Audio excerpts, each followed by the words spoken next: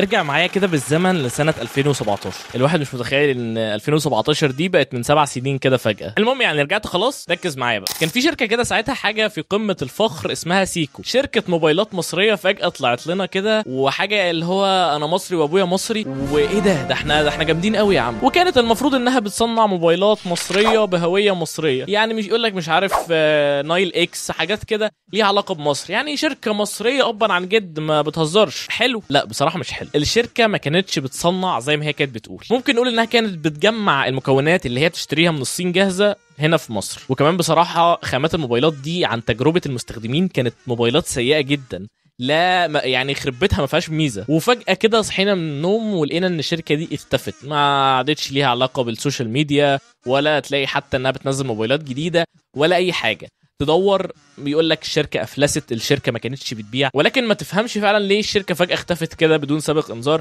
مع ان اكيد كان ليها مثلا، هي كانت بتعمل ليها لاين للموبايلات الزراير. اعتقد الموبايلات دي كانت ممكن تكون بتتباع بعيدا عن الموبايلات التاتش اللي ما جابهاش ارميها حتى. وما تنساش تكتب لي تحت في الكومنتس ليه شركه زي شركه سيكو دي اختفت فجاه بدون سابق انذار وما عادش ليها اي حاجه او ليها الصله بالواقع. شكرا، اشوفكم فيديو جديد، سلام عليكم.